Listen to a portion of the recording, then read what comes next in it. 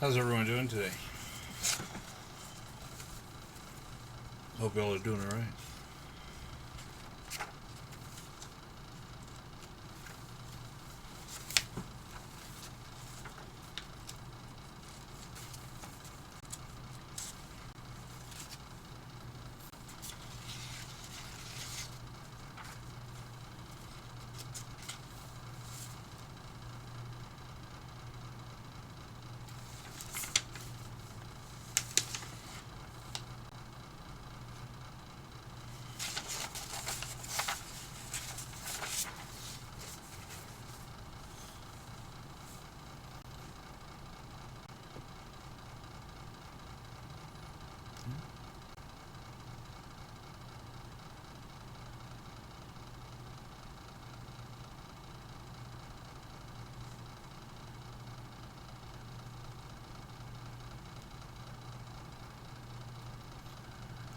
Hope y'all are having a good day and enjoying this cool weather.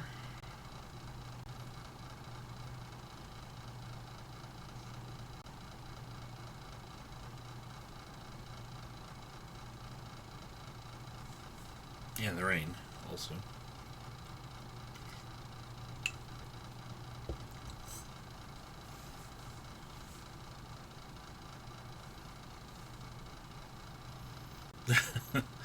It is a little cold.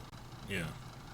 I'm wearing short sleeves right now, but as soon as I'm done teaching here, I'm going to put on a long sleeve shirt. It's a little warmer for me because I'm right here next to my computer, and it puts off some heat. And the monitor and the light here and everything, they put off enough heat that it's not too bad for me. But yeah, as soon as I get up, I'm going to put on a long sleeve shirt.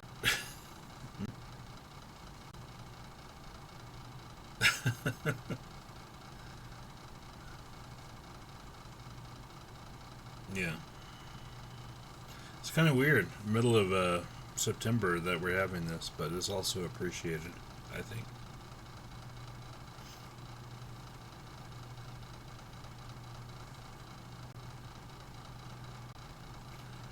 It's not even the middle of September, it's still pretty early, but I guess we're getting close to halfway through September.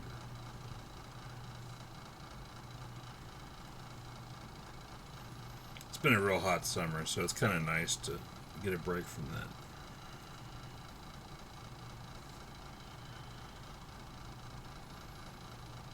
All right. I hope everyone's doing fine, though.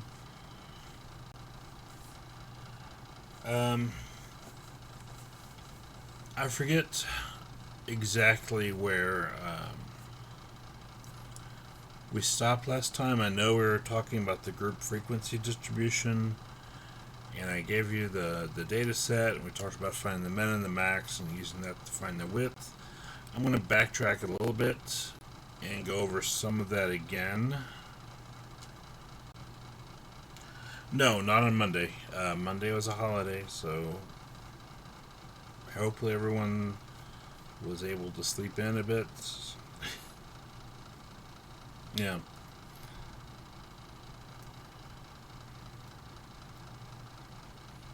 Not too much, because it really just throws us off for, like, today, for instance, when I had to get up for 8 o'clock class. But, I still do it to myself all the time.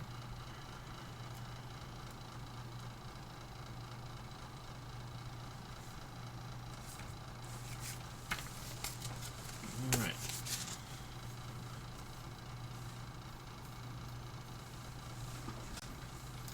Yeah, I had a couple of people email me about Monday, and I thought I had said something like when we left on Wednesday last week, but if you did miss it, yeah, we didn't have any class on Monday, and if you showed up, you probably noticed that nothing was happening. Um, but yeah, it was a holiday, so we certainly wanted to honor that holiday, and the same will be true on Thanksgiving. There's not going to be class over Thanksgiving or anything like that, but I think that's the only other holiday we have, so that's the next one to look forward to.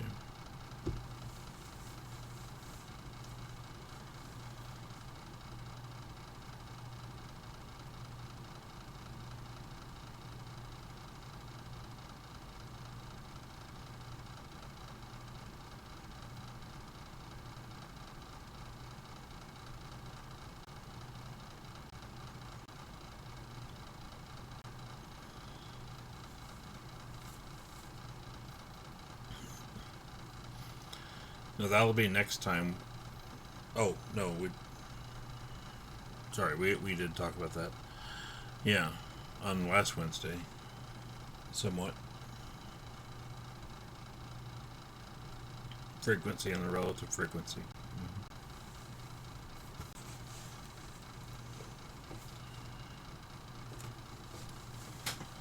Okay, so we started talking about group frequency distributions last time.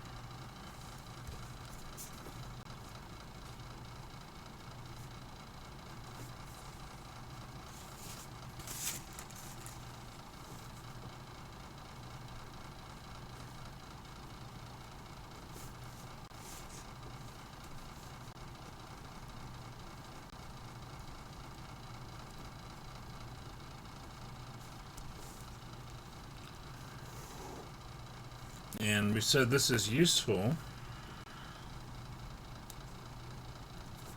for when we have a wider variety of responses in the dataset, typically greater than 10 different responses.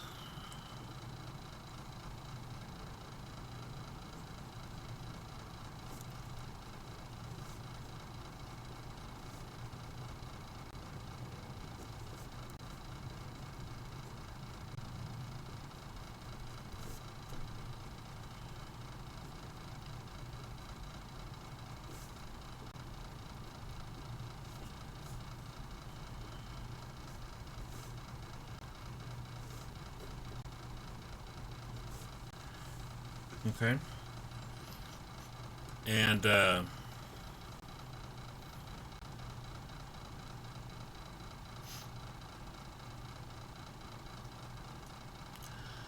one thing I said was that there's a lot of different things we can do, like the prices of goods in a shopping in a grocery store. I guess is a good way. A lot of different things there.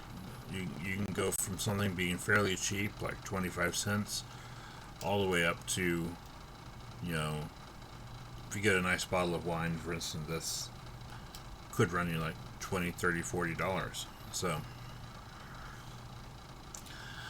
and even more than that, because I know like a lot of our local grocery stores will sell like small appliances as well, which will cost a little bit of money, and things like that. So, and then if you go over to like the pharmacy aisle, some of those things like my allergy medication can get a little pricey if I buy a lot of it at once. Um, Things like that. Um, so,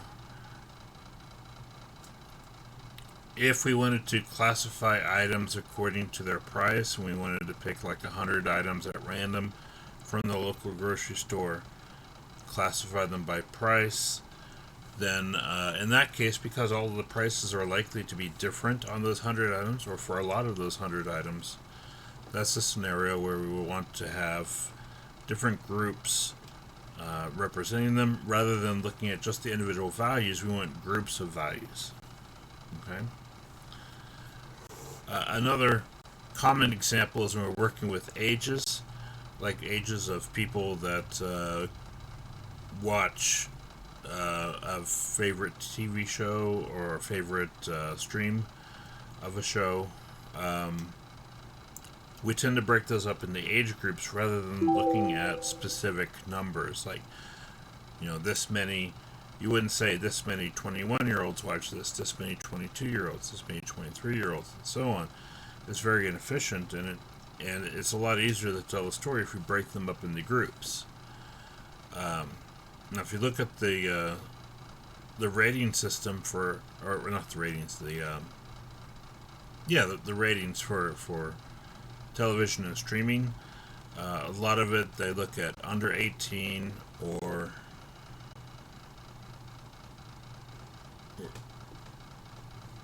we'll talk about it again, Kristen. Yeah. Yeah, we're still looking at quantitative data and histograms and relative frequency. All of that's going to be covered.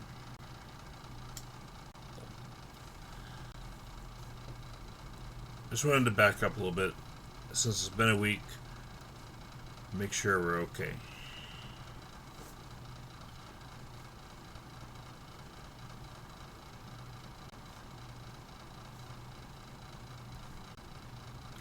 So when you look at television ratings, you tend to see classes such as this. Now, we see 4 basic groups here. We could split up a little bit further, but these are at least the 4 that they like to use. Sometimes instead of cutting off at 35, we'll cut off at 40 instead, but I think the way they operate this is kind of what they use.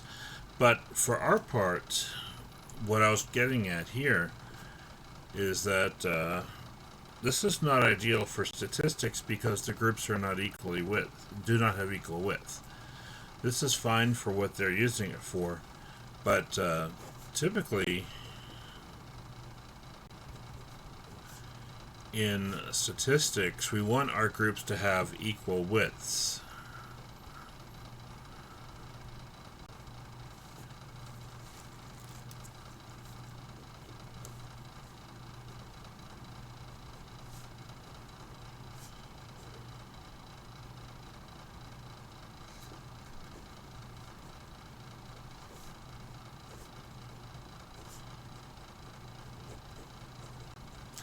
And so what we mean by equal widths, and again, we did talk about this. We might say under 10. We might say 10 to 19, 20 to 29, 30 to 39, 40 to 49, etc. And we can just keep going that way. Okay. And what would happen then is each of these groups would have about the same number of ages in them.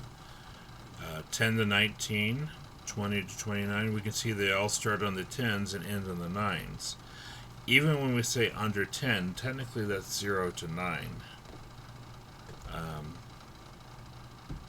Not that children of under 1 have a lot of preference as far as what they watch. Maybe they do to some extent, but mainly I think they're looking for colors and shapes and things. So anyway,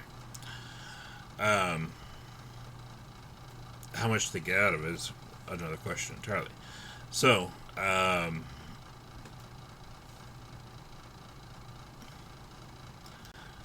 when we talk about our groups, we want them equal width groups.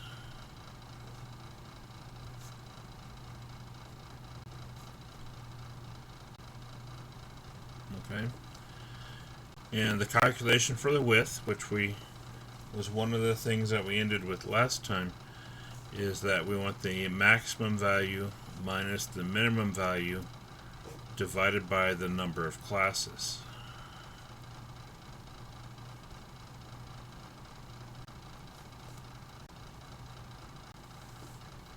Okay. Now, I did last time, I wrote down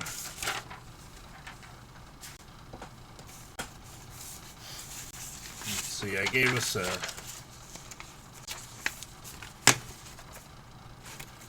data set that we could work with, and let me write it down again.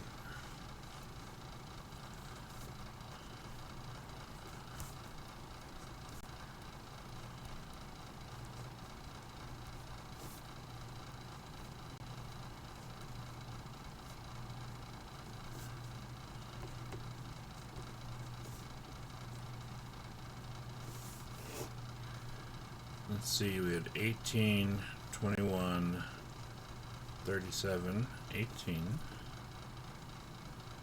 20, 18, 18, 32,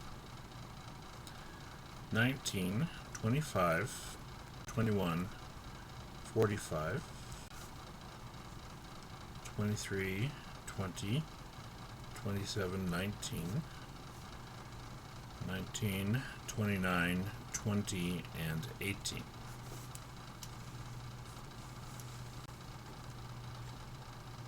Okay.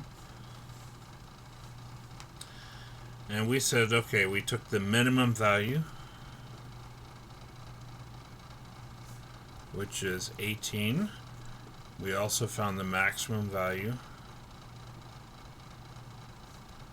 which is 45. And we said we want 6 classes. So we said our class width, in this case, is equal to 45 minus 18 divided by 6. So we take all 3 of these numbers and put them together. Now, we subtract that, we get 27 divided by 6, which is 4.5. And again, we said we would round that up. So we'll use a class width of 5. Okay. Any number we got there, we would round up. So even if we had gotten 4.1, we would still round that up to a 5. Because if we calculate a width of 4.1, that means anything less than that will not work. Okay? So we always have to go above what our class width is calculated as. Even if we get a class width of, if this came out exactly 5, we would actually need to bump it up to 6 to enable for it to work properly. Otherwise, we would not have our last data value be part of one of our groups. So that's something we have to watch out for when we do these calculations as far as determining the class width. So we always want to make sure we round up. Now, on the test, I actually set up the classes for you, so you just fill in the blanks as far as the frequency and the relative frequency go. But on your homework, and then also later on our projects, you'll have to do that with, you'll have to create it yourself, basically. Alright, but let's see how we can do that.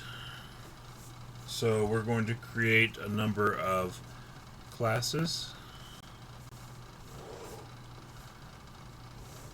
We're also going to have to look at the frequency. And we're going to need the relative frequency.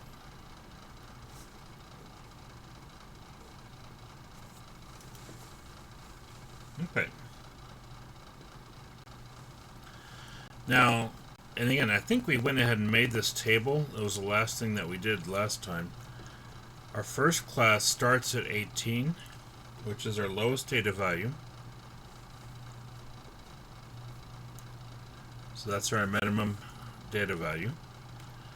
And our class width is 5, so our next class starts at 23. So one class starts at 18, the next one starts at 23. So if this one starts at 23, what do you think the previous one ends at?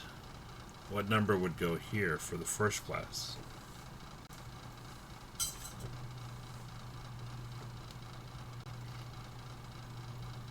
$22. Good. So we go to 22. And we can add 5 here to get where the next class ends, which is 27. Okay. So our class width being 5 ends up being added to both of these to generate successive classes. Now we look at this first class, 18 through 22, and again, the way that we know it has a width 5 is we count the numbers that are present there. 18, 19, 20, 21, and 22. It's 5 numbers. We look at that, and mentally maybe we think the difference between these two is 4. But if we subtract these two numbers, that means we're leaving off one or the other. What we're actually looking at is all the different values that are end up being included in this interval. So 18, 19, 20, 21, 22 is actually 5 numbers that are represented here. That's why it's a class width of 5. And that's a little bit confusing for some people, because we look at this and we get that disconnect with the number 5 versus what we're seeing in this image.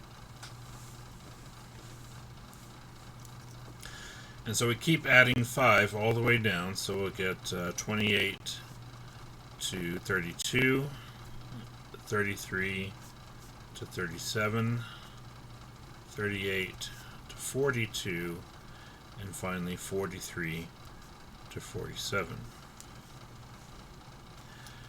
How do we know to stop here? Well, that's 1, 2, 3, 4, 5, 6 classes. And we said at the outset we would like to make 6 classes. Okay. Now, at this point, one of the things you might wonder is why doesn't our last class end at 45? Because 45 is our maximum data value in that set. Well, there's no guarantee that we end right at the maximum data value. It just depends on the range of the values that we're working with. Sometimes it happens, but most of the time it doesn't happen. I would say as long as the last data value is in this class, it doesn't matter if it ends right on it or not. So 45 is certainly part of this interval, even if it's not the last number. So we're okay there. If we got to this number and it was less than our maximum value, that means we've done something wrong. Now, the next thing we need to do is we have to go back and look at our list of data values and figure out how many are in each of these classes, in each of these intervals. How many of our ages are between 18 and 22, how many are from 23 to 27, and so on, going down the list. Now there's several ways that we can accomplish this. A lot of people probably would want to try what we call the brute force method, which is to just go through and count how many are between 18 and 22, then look at the list again, count how many are from 23 to 27, and repeat that for each of these groups. And that's fine because we only have 20 data values anyway, so it's not a big deal to go back and count each one in each instance. Another thing that we could do as an alternative, though, that I would like to mention as a possibility is we look at each of these numbers that we have, like each column of numbers. We have 5 columns here. Our first one, for instance, is 18, 21, 37, 18. So we could do with 18, 21, 37, and 18 is we can actually make a tally of how many individuals are in each of these classes, and we'll just go down one row at a time and make a mark for each number and then count up from there how many we have. So second column we have 20, 18, 18, and 32. Notice we made 4 marks and then crossed it to get a 5th, and then now we have a 6th mark. Third column is 19, 25, 21, and 45. The fourth column is 23, 20, 27, and 19. And then our last column is 19, 29, 20, and 18. Okay. So we went through these one column at a time, just 4 numbers at a time, and I marked down which of these classes contain those particular values. Now we can count them up. 5 plus 5 is 10, plus 3 more is 13. So we have 13 people in the 18 to 22 range. 23 to 27, we have 3 people. 28 to 32 has 2 people. 33 to 37, 1. 38 to 42, we didn't have anyone there, so our frequency is 0. And then 43 to 41, we have one person there. Okay.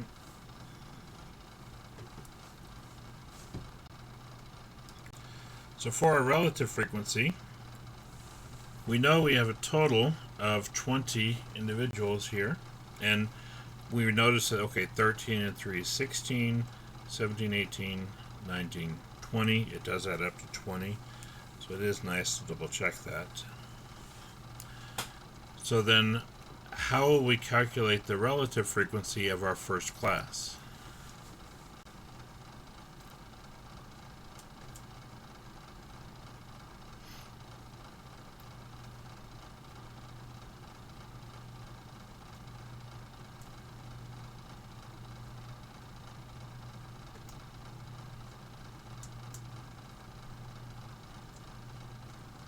Does anyone remember that?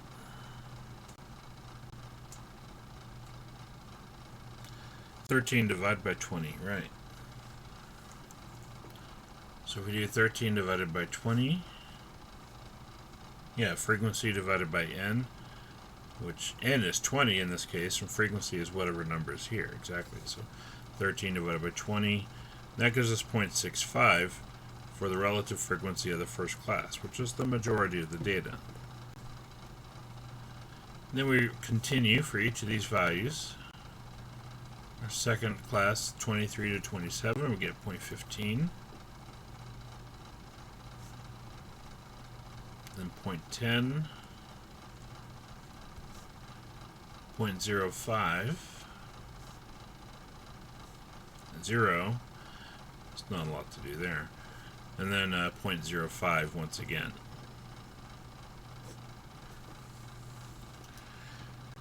What should this final column add up to?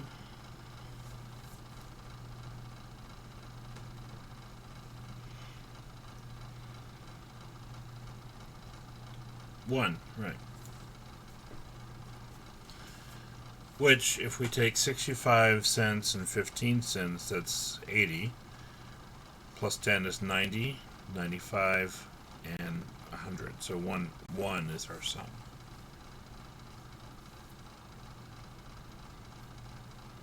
Okay. So that is our grouped frequency distribution. We included the classes, the groups, we have the frequency, and then the relative frequency.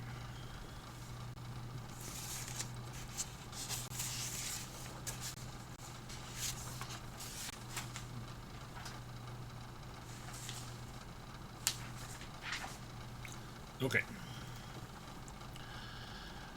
Now, that's one type of graph that or chart that we could make. Another type that we can make is what's called the stem and leaf chart.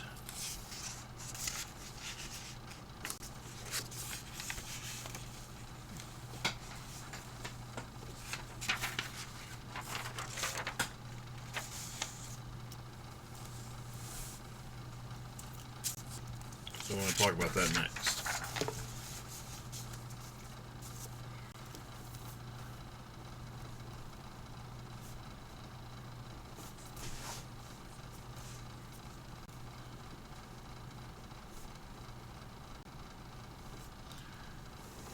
Now, when we say a stem and leaf chart, basically the idea here is that we want to split the numbers into two logical parts. Now, when we say two logical parts, if we have a 2-digit number, then we have the tens digit and then we have the ones digit, and that's our two parts. If we have like a dollar amount, it might be the dollars and then the cents, or the two different parts. So, but in a stem and leaf chart, the idea here is that data values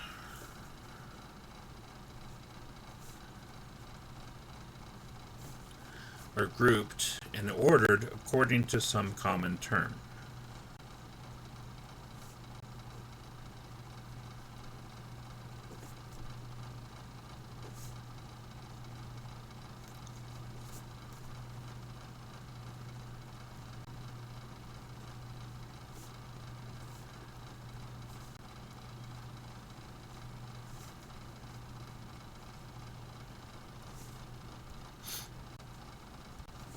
Okay.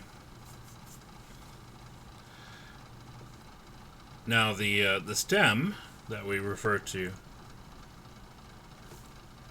and the leaf are the two different parts of these numbers. So like if we have a number 25, 2 might be our stem and 5 might be our leaf. If we have a dollar amount, we have like, you know, 275. We might have 2 be our stem and then 75 cents be our leaf. Okay? So it just depends on what kind of data we're working with. Now we talked about ages already, so when we look at our data list here, what are the different tens digits that we see for each of these values? What are the different stems that we can use here?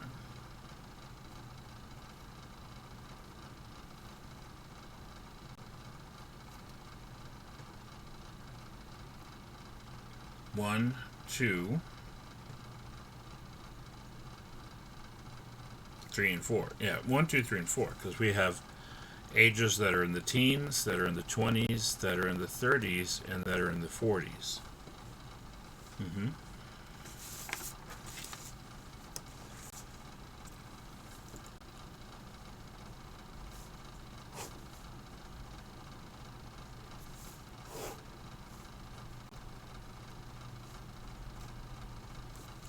Okay. And let's start with our highest value was 45, and that was the only number we had in the 40s. So that means our stem is 4, and we'll write down 5 as our leaf. So this represents 45. Okay. Next, in our 30s, we actually had 2 people in their 30s in this group. We had 32 and we had 37. Now we want to put those in order, so we'll put 32 first and 37 second, and we'll separate them with a comma. Now you'll notice that we only wrote down the 2 and the 7, but that's because the stem applies to both of those, so it's like we're saying 32 and then 37 would be our next one after that. Hopefully that makes sense.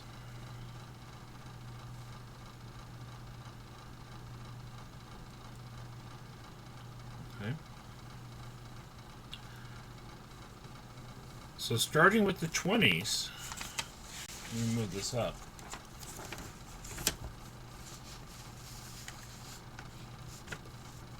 Starting with the 20s, what would be the first number we write down for our leaves on the 20s?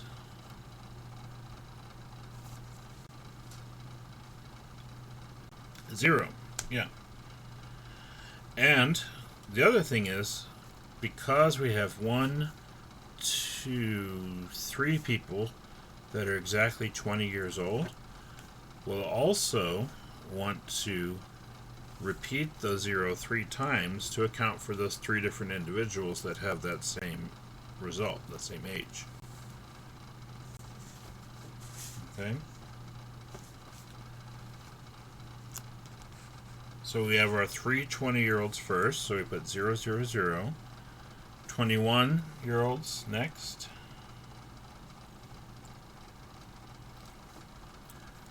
21, 21. So 2 1s, right? Good. We don't have any 22-year-olds. The next one is 23, and we just have 1 23-year-old. So a single 3. After 23, I think we have 1 25. So 5. After that, 1 at 27 and 1 at 29. Okay. So that is our stem and leaf diagram now, with taking into account all the different ages that we have in the 20 range, and also repeating them the necessary number of times for those that occur more than once. Okay. Now, for the one stem, that means that these are their people in their teens. We actually only have two ages in the ones range, which is 18 and 19. We have 1, 2, 3, 4, 5 18-year-olds. So we have to write down 8 5 times.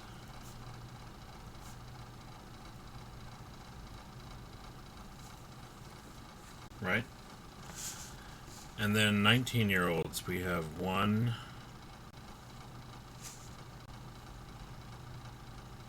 2, 3, good. So 9, 9, 9. Okay. And so that would be our stem and leaf chart for this particular data set.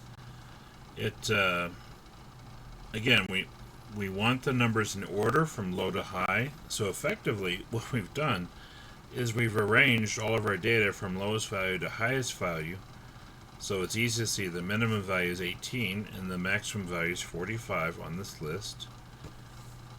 One of the other reasons we like our stem and leaf chart, like this one in particular, is it also helps us it would have helped us when we were creating our classes. If we're trying to find how many people are in the 18 to 22 range, it's actually very easy to do that from a stem and leaf chart, because we just get all those 1, 2, 3, 4, 5, 6, 7, 8, 9, 10, 11, 12, 13 that are between 18 and 22, and our cutoff is right here between 21 and 23. Then our next group was 23 to 27. Our next group was 28 to 32. Our next group was 33 to 37. Our next group was 38 through 42, and then finally the 43 through 47. So we're able to kind of split this up into groups and then count how many people would have to be in each of these classes. The 13 in the first class, 3 and then 2 and then 1 and then 1. Okay. So that's one of the benefits to making the stem and leaf chart, and it also will help us figure out some of the different statistical things that we'll talk about in chapter 3. Now,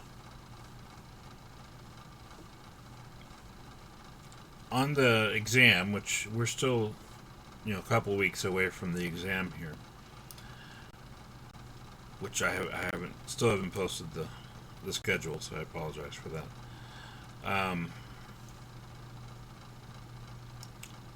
What I'll do is I'll give you one data set to work with for the majority of the test, and it'll be a relatively simple one like this, where there's like 20, 25 values to work with, so it's not like overbearing. And I'll have us do like a lot of the same things we've already seen here, which is we'll make a stem and leaf chart, then we'll create a group frequency distribution, then we'll create a histogram, then we'll do some of the other things that continue on into the next chapter 3 from there. Alright, but that's the stem and leaf chart. I made another one, and this is from my other class. This is a different example that I did. I gave them prices of candy in a store, and in that case we're looking at values that are in the dollar, that have dollars and cents attached to them. And so the way that I broke them up is I used the dollar amount as the stem and then the cents amount as the leaves. So when we have our minimum is 59 cents, it means it's $0.59, then 0.79, and then 0.89, and then 119, 129, and etc. Again, repeating as necessary when we have repeated terms. And so the concept is the same, but we split up the numbers in a little bit different fashion because of the way that the data is presented to us. When we have two-digit numbers, there's a very obvious split between the first and the second digit. When we have dollar amounts such as this, the split that we recognize is where the decimal is, basically, between the dollar amount and the cents. And if we had higher numbers, then we would have to change our approach accordingly to figure out where our commonality for our stems would be, and then where our splits would be for the leaves. For our part, most of our stuff that we use will fall into one of these other categories, where it's either like relatively simple numbers, where it's two digits, for example, or dollar amounts like we're looking at here.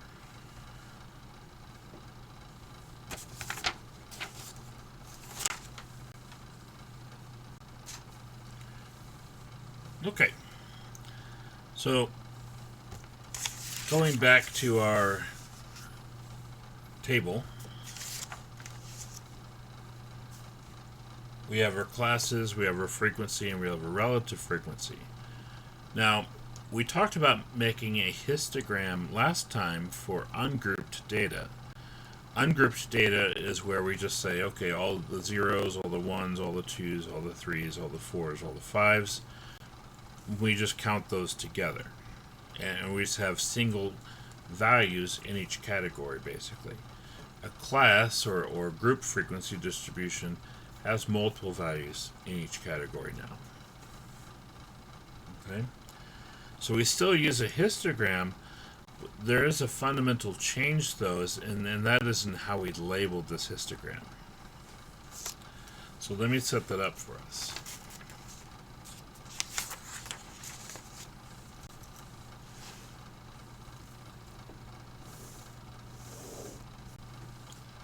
There's our histogram. I'm going to go ahead and make 7 marks here. And then vertically, I'll hopefully make 13.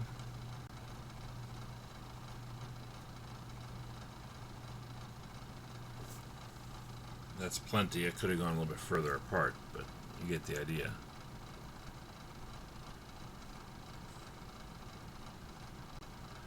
This is actually a relative frequency histogram,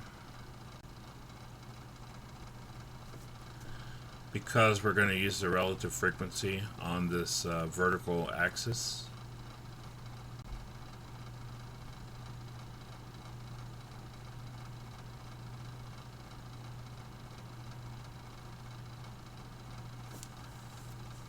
Okay.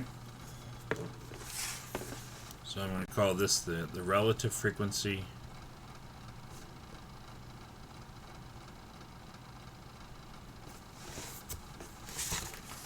Down here we have our age groups. Okay.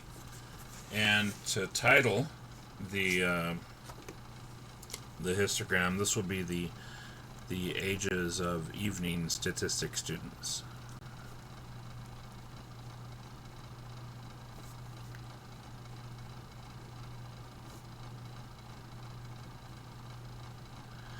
That way we know exactly what they're talking about. What we're talking about, or people reading this know exactly what we're talking about when they read this, and they can look at the chart and see what the results actually mean. Okay? Now, because we're using a relative frequency histogram, that means we put the relative frequency on the column here.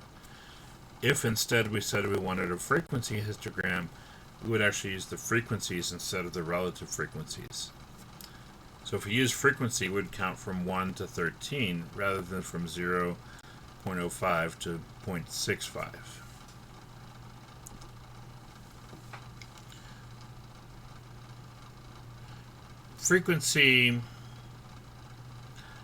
The frequency is easier when we have smaller numbers of things, but if we have several hundred data points, then we don't really want to count that high. If the highest class has like 100 values, but then the smallest has 7, it's going to be hard to show the differences there.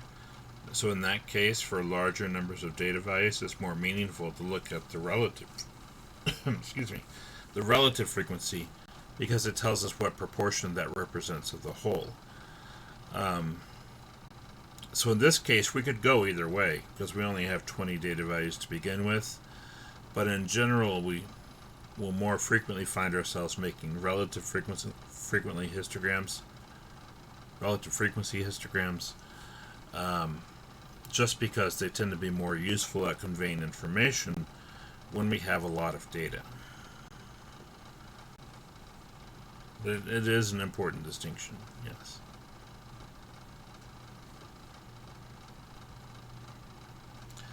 Now, this is the most confusing part of creating our histograms, I think, for students. Is we look at now, here's our classes once again. So our classes are 18 to 22, 23 to 27, 28 to 32, and so on.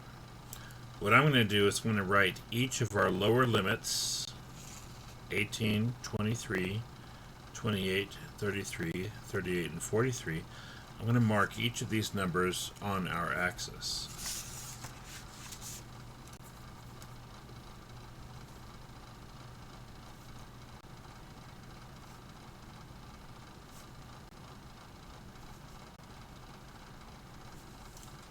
Okay?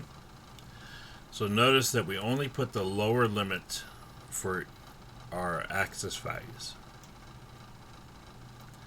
Now our first class, 18 to 22, we had a relative frequency of 0.65.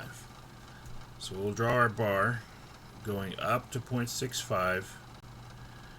And even though this class is 18 through 22, notice that we draw it connecting these two numbers.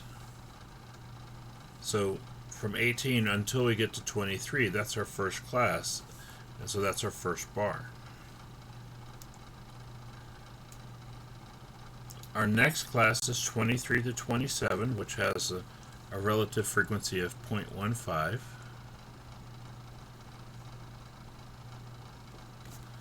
So we'll draw that as our next bar.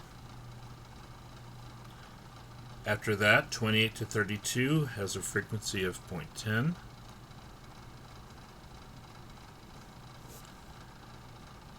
(33 through 37 has a frequency of 0.05. 38 to 42 has a frequency of 0, which we're good there. And then 43 to 47 has a frequency of 0.05. Now, I made one more mark here because we actually need to put another number on this table. Can anyone think what this next number would be in this progression?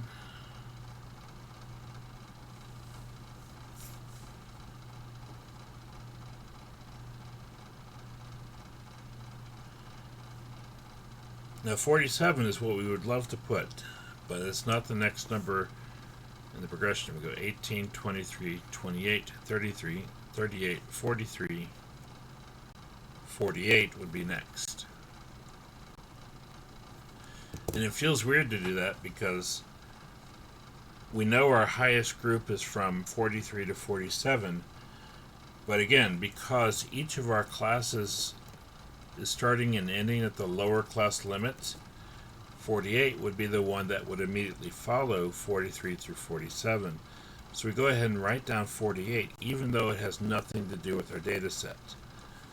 So this is fairly nonsensical, it probably sounds like when we say that.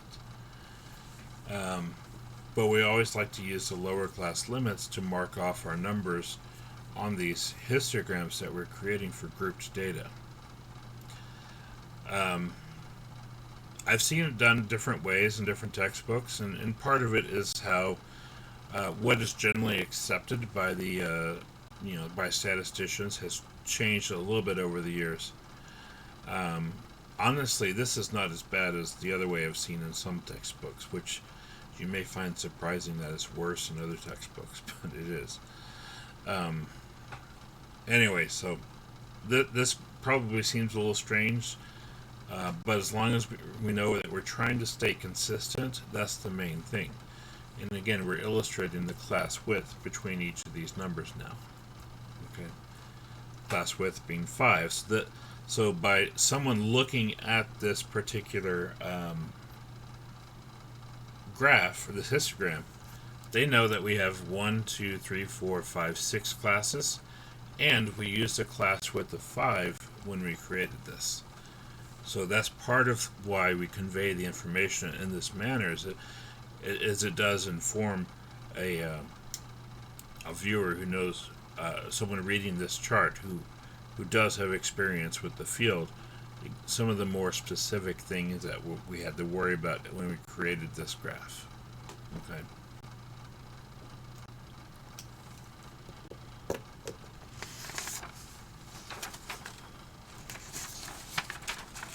Okay.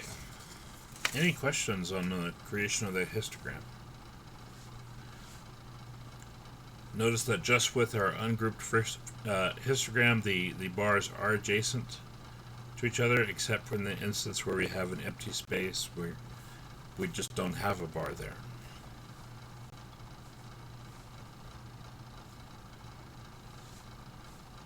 Okay.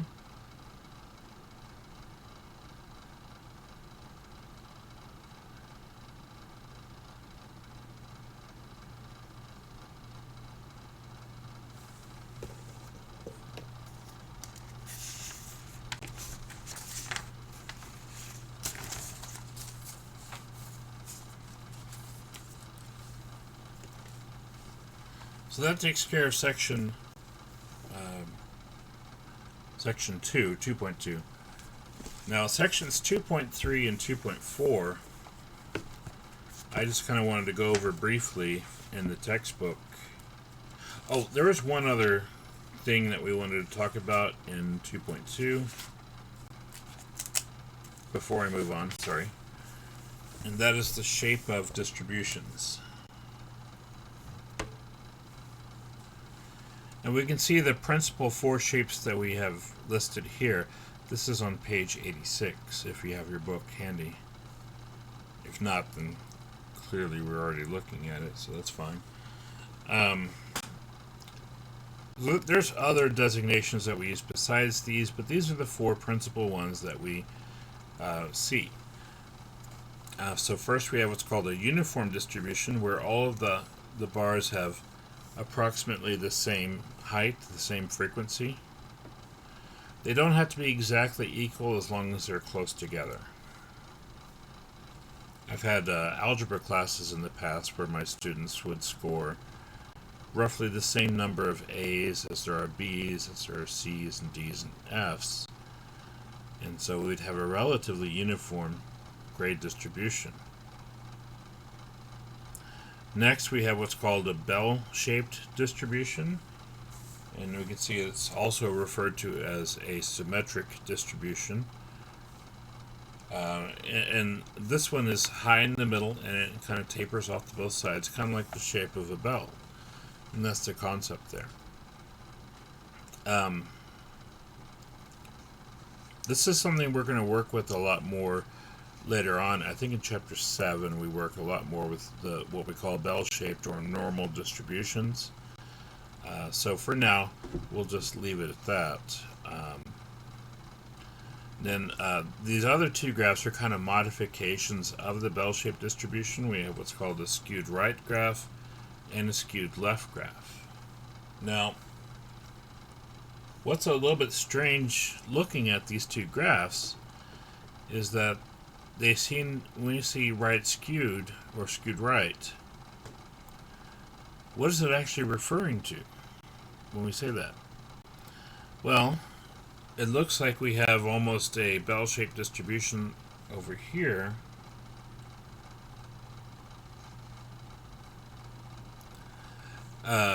Almost bell-shaped here, except we have an extra tail going off to the right. So the fact that it's skewed right means that we have a right tail to the graph. Okay, otherwise it would be symmetric. Skewed left is basically the same concept, except now we have, instead of having a symmetric graph, We have an extra tail coming off to the left. Okay. So these are our four principal shapes, and then whenever we create a histogram, typically we can expect to be asked, okay, now that we've done that, what kind of shape are we looking at? Okay. So if we go back to our graph that we just made,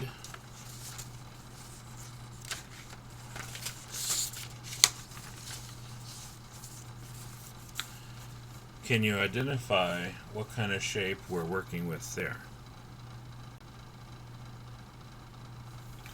Which of those does it best fit?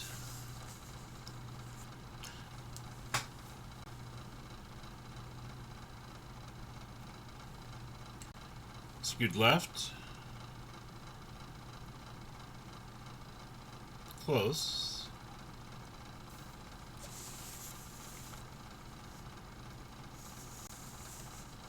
To the right, yes. Skewed right is probably the best way that we could refer to that. And the reasoning is, it doesn't really have like this first part here where it kind of tapers off to both sides, but it does definitely have this right tail. Okay, and that's what we're looking at in this graph. Even though the highest frequency is actually on the far left already, it does taper off to the right, and we have the right, what we call a right tail, and so that would make it skewed to the right. Meaning most of our data is in the lower part of the range, and then we have less the farther up that we go. So yeah, skewed right is kind of the best designation for that particular graph. We can see it a little bit better with our stem and leaf, because the stem and leaf, if you look at how far out the numbers go, I think it more looks like a proper skewed right graph.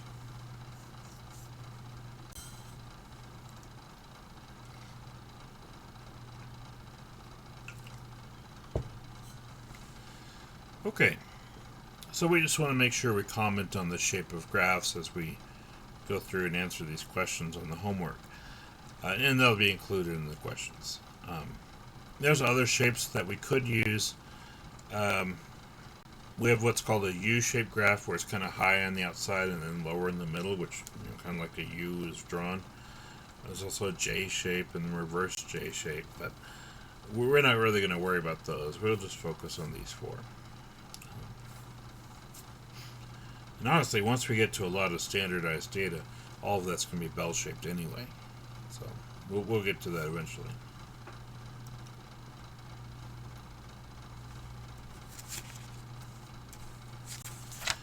Okay, but section 3 is just on other types of graphs that we could potentially use.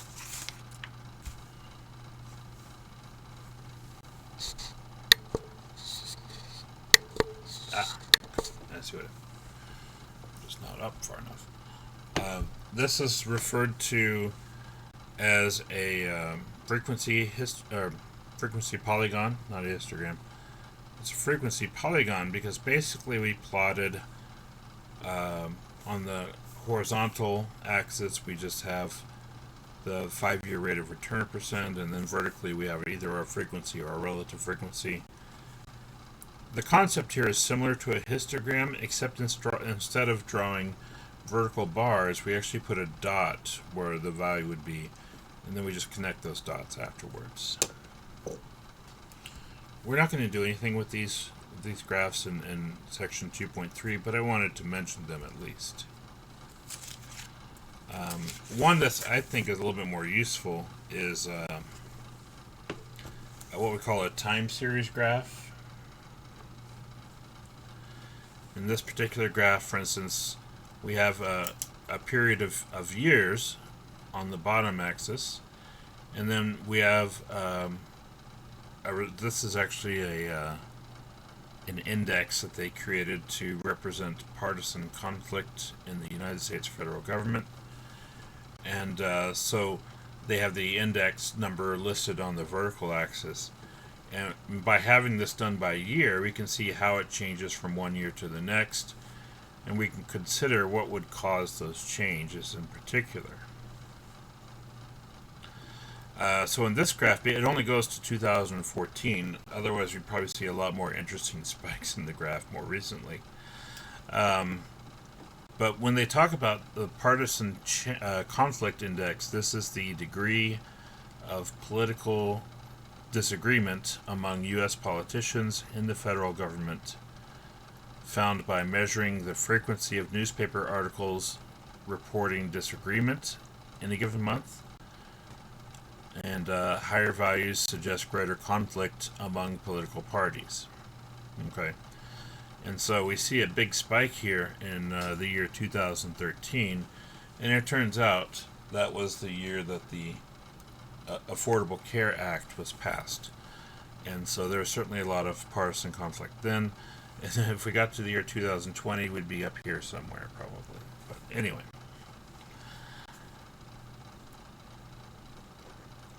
So, but the idea behind a time series graph is we can see how something changes from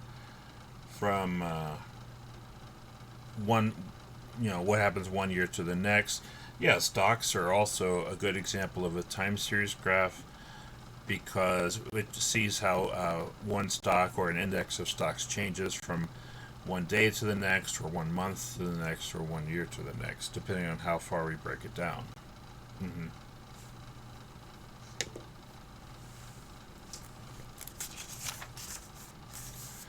Sometimes it also is possible to put two time series graph on the same graph, and this helps us to compare the two things to each other to see if there's any connection between them. And I don't know if there's any connection between unemployment and inflation. I don't think there's a direct connection, but we do see some general changes, like how one changes over time versus the other, and we could compare them and see if they're going kind of the same direction. Because they're not necessarily going the same direction all the time, we could say there's not a lot of connection between the two. Whereas this other graph, and this is on the top of 99, this is average age of first marriage by gender, and this just breaks it down by men and women. But we can see the lines are kind of following a relatively similar path, where not necessarily the location of the lines, but the directions that the lines are going. You can see kind of following the same path. So in this is 1890. Women were getting married around the age 24, and men between 26 and 27 on average. Then we saw a decrease until 1940. We saw a massive drop from 1940 to 1950, which was the era of World War II, where a lot of people would get married and then the husband would be shipped off to war, and then the wife would be working at home, or working in the U.S. or raising kids or whatever. That was the 40s.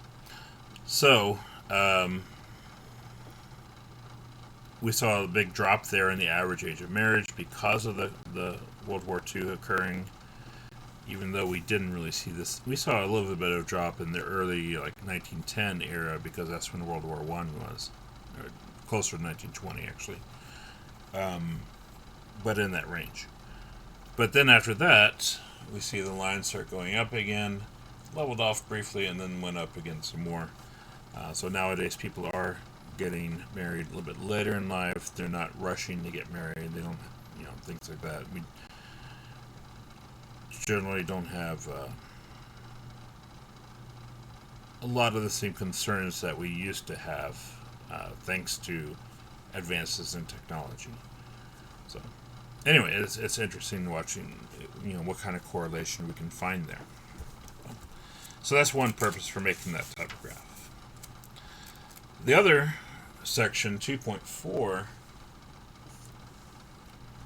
we're talking about misrepresentation of data.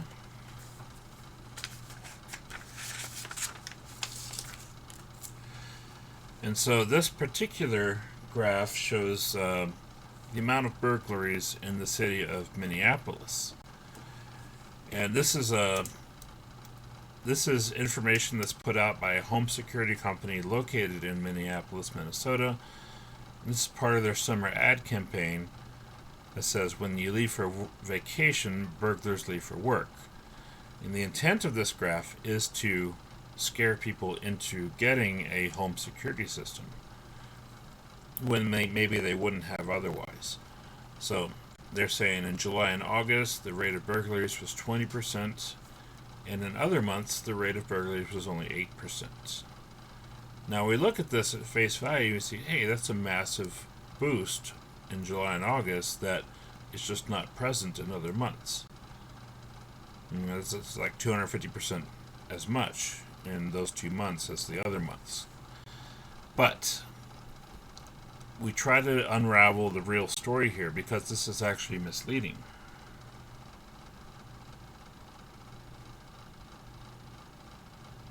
That's correct, Daviana. Yeah.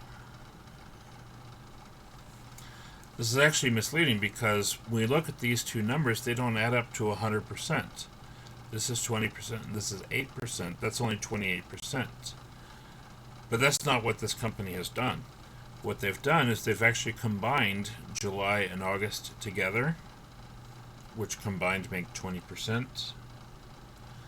And the other months, they say they've actually taken the other 10 months and say each of them averages 8%. So this is 2 months combined, and this is the average of the other 10 months. So these don't really compare nicely because they're really entirely different things. A 10-month average versus a 2-month combination, absolutely, these 2 months are going to be a lot more than the others. Now, that's not saying there's an uptick in burglaries in the warmer months in Minneapolis. I imagine it's hard to do anything in January and February in Minneapolis when it's less than 0 degrees outside. Fahrenheit or Celsius. Either way.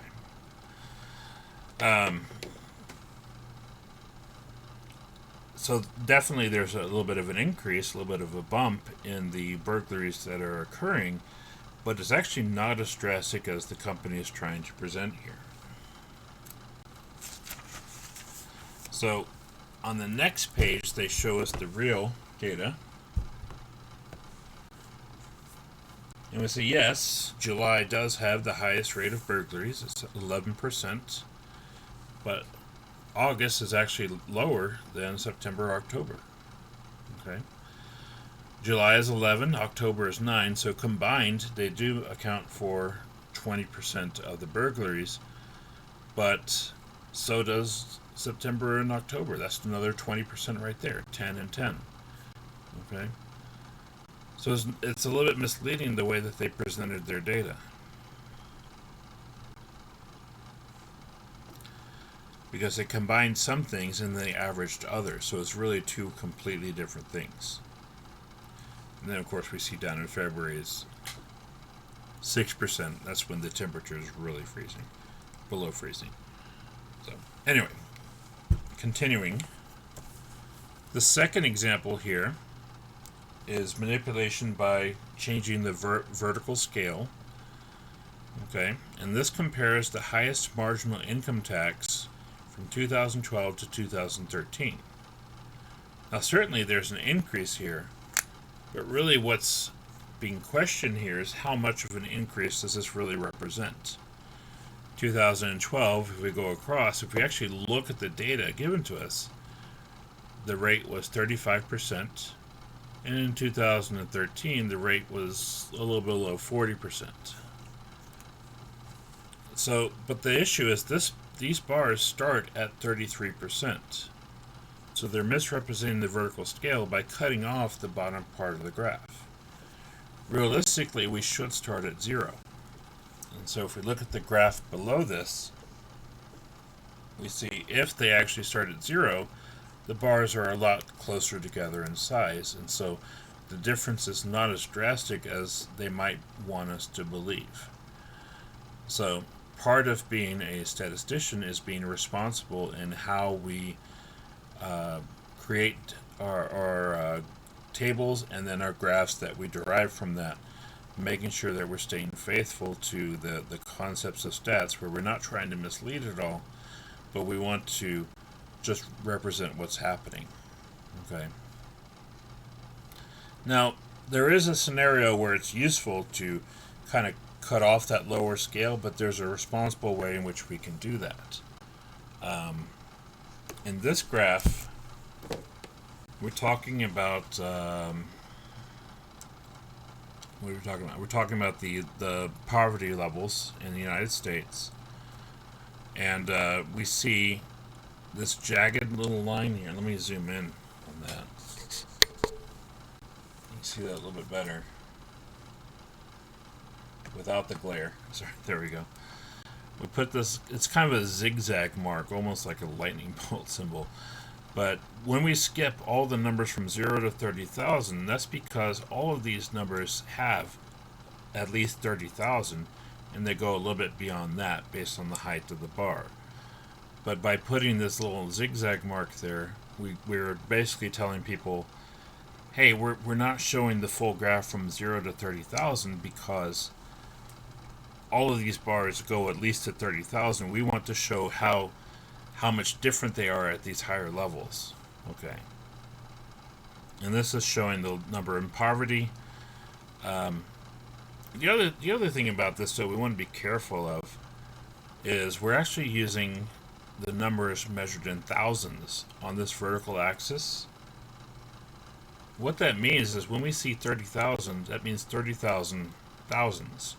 So 30,000 actually corresponds to 30 million people in poverty, increasing as much to over 45 million in 2013 here. You can kind of tell when this book was made. So that's quite a bit, and it's a serious problem. But then just looking at the raw numbers and actually conveying that, hey, this is 45 million, not just 45,000, that's where it could be potentially misleading by measuring our numbers in thousands. Measuring in thousands is certainly more convenient, but I think it's more impactful if we say 45 million versus what we have here. The other issue is that just by giving the raw numbers, it doesn't always tell the full story. Sometimes it's more helpful to see, okay, what percent does that represent of the entire population? 45 million is certainly a large number, but is that a significant percentage of the population? Well, yes, it is. But how is that percentage changing from year to year? So another way that we could present this, let me zoom back out, sorry. The other way that we could present this now is that rather than using a bar graph, we could actually use a line graph. That a time series graph actually shows a little bit better story as far as how things change from one year to another. And by showing the percentage, we can see how the relative percentage has changed from one year to the next.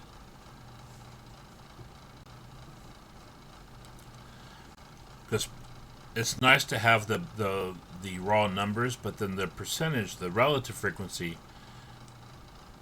in some cases it tells a bigger story, but in other cases it's just a more responsible number because it tells us the proportion better than the other number can tell us. So choosing the right graph for our data is important. So we don't always want to use bar graphs or histograms. There are times that we actually like to use time series graphs. We're not going to worry too much about it in this course, but I think it's pretty easy to go from making one to the next, so we don't go too far into that. One other type of problem we'll look at, and that's this one that we see here, is when we use these fancy 3D graphs. We call them 3D graphs even though they're printed on a flat 2D surface. But the idea is that because we're trying this 3D graph that's three-dimensional in scale, it actually distorts the image when we print it on this 2D surface. if we're not able to manipulate it at all. So we look at this.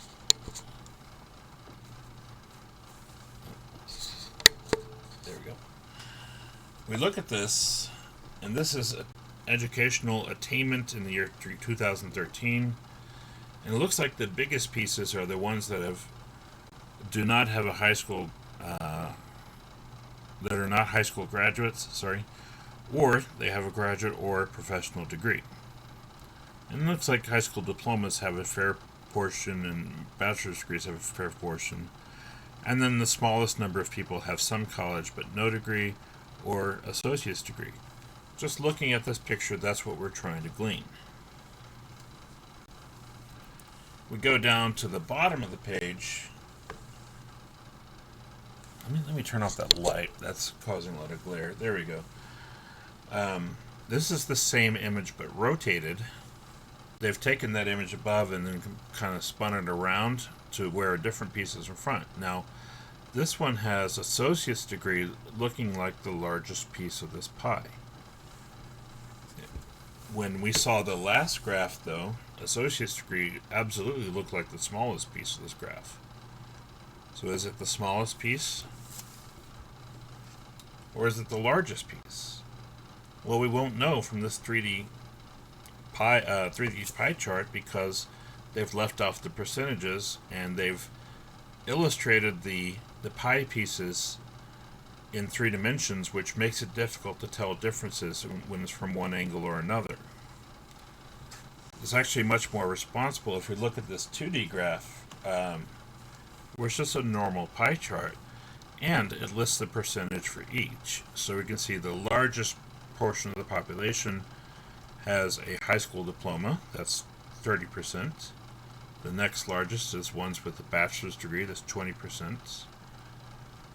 Those that have some college and no degree is 17%. Not a high school graduate or have a graduate or a professional degree, that's 12%. And then the smallest portion is actually the associate's degree at 10%. And so, when we put it into some of these 3D graphs, they look shiny and pretty and interesting, but they don't necessarily tell the full and accurate story. So that's what we have to watch out for. So yeah, perspective is absolutely the issue. That's probably the best word to use for that. Yeah, by changing the perspective, we're kind of changing what's being emphasized and misleading viewers as far as what might have a bigger share of the total than is really happening.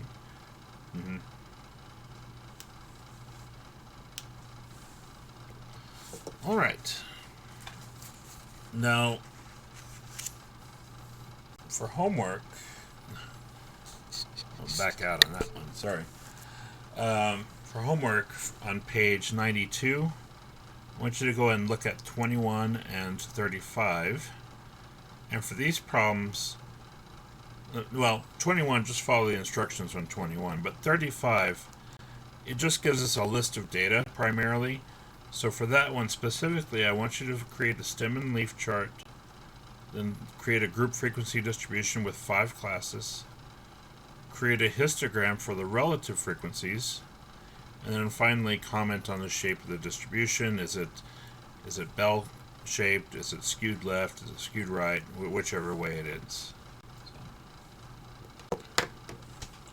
All right, we're out of time for today. And again, this is the only time we're meeting this week because of the holiday on Monday. So we'll just continue from here, starting in Chapter 3 on Monday next week. Hopefully everyone has a good rest of the week. Enjoy the cool and the rainy weather while we can, because it's probably going to be hot again in another few days. So I'm going to go take a nap now, actually. That's my way of enjoying it. So everyone take care, and I will enjoy your weekend, and I'll talk to you again on Monday. Have a good day.